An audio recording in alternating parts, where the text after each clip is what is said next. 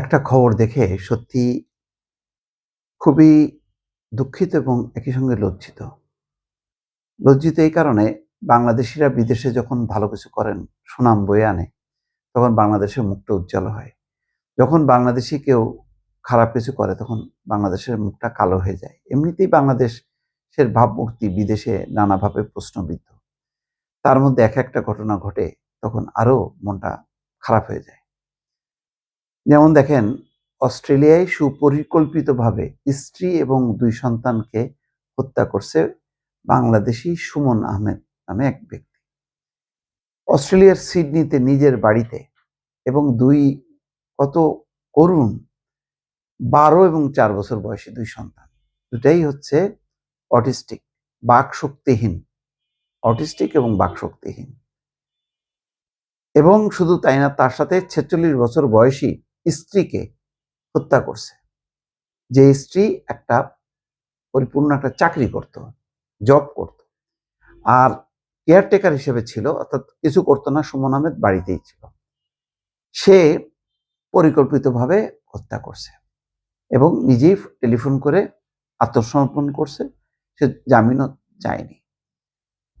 ঘটনা হচ্ছে চলতি বছরের শুরুতে অস্ট্রেলিয়ার পার্থে ঘটে যাওয়া একটা জোড়া খুন আত্মহত্যার ঘটনা ঘটেছিল। সেখানে এক দম্পতি তাদের অটিস্টিক কিশোর ছেলেদের হত্যা করার পর নিজেরাও আত্মহত্যা করে। এগুলো দেখেন, অস্ট্রেলিয়া তো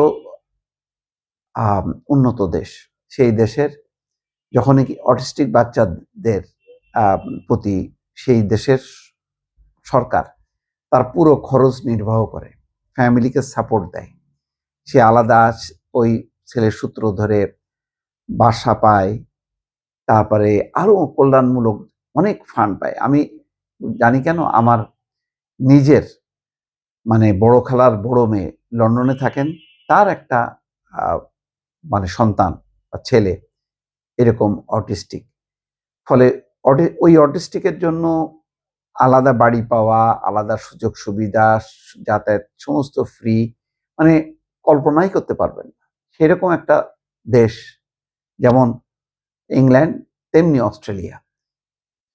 কিন্তু তারপরও দেখেন, এই লোডটা তারা নিতে পারল না এবং এর ফলে তার মধ্যে বিশেষ করে যে সুমন আহমেদের মধ্যে যে একটা মানসিক বিকৃতি ঘটলো, তার বহিঃপ্রকাশে সে ২ সন্তানের পাশাপাশি স্ত্রীকেও করলো। অথচ ওই স্ত্রী হয়তো চাকরি করতেন, চাকরি করে ফ্যামিলিকে সাপোর্ট করতেন।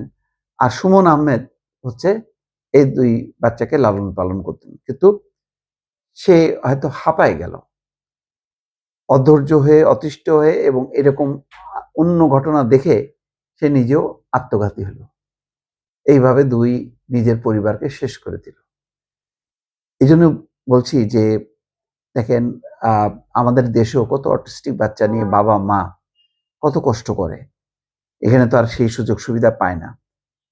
তারপরও সেই বাচ্চাদেরকে বহন করে এবং তার পাশেই থাকে, বাবা-মা আঁকড়ে থাকে।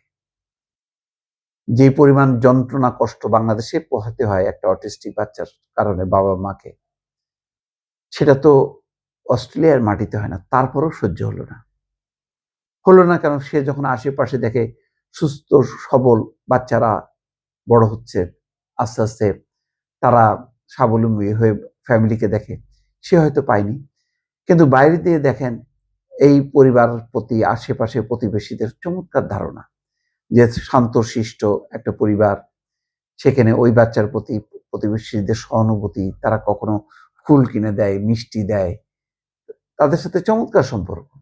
শান্ত শিষ্ট নিরিবিলি একটা পরিবার হিসেবে সুমন আহমেদের পরিবারকে প্রতিবেশীরা জানত। কিন্তু তার ভেতরে দেখেন কত নৃশংসতা, বিভৎসতা, সেটা প্রকাশ ঘটলো এরকম একটা হত্যাকাণ্ডের মধ্য দিয়ে। পুরো কমিউনিটি, বাংলাদেশি কমিউনিটি হতবাক, বাকরুদ্ধ। কোনো ব্যাখ্যা তারা দিতে পারছে না।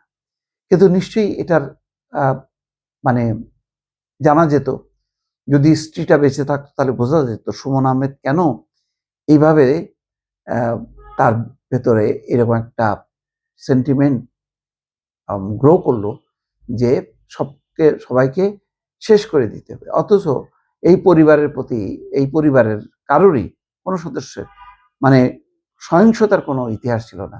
না সুমন আহমেদ অথবা তার স্ত্রী, আর 2 বাচ্চা তো অটিস্টিক। খুব দুঃখজনক। আমাদের দেশের বাইরে অনেক পরিবার মানে যাওয়ার সুযোগ পায় না। কিন্তু দেখেন এই পরিবারটা বিদেশে যেয়ে বিদেশের সুযোগ সুবিধা সবকিছু নেয়ার পরেও কেমন সহিংস একটা ঘটনা ঘটলো। ফলে এই ঘটনা যখন কি সেখানকার মেইনস্ট্রিম মিডিয়াতে ব্যাপকভাবে প্রচারিত হলো, তখন আমাদের দেশের মানুষ সম্পর্কে, দেশ সম্পর্কে কি ধারণা জন্ম নিল বিদেশিদের মধ্যে। আমি শুধু সেই কথাটা ভেবেই লজ্জিত হচ্ছি, দুঃখিত হচ্ছি দর্শক।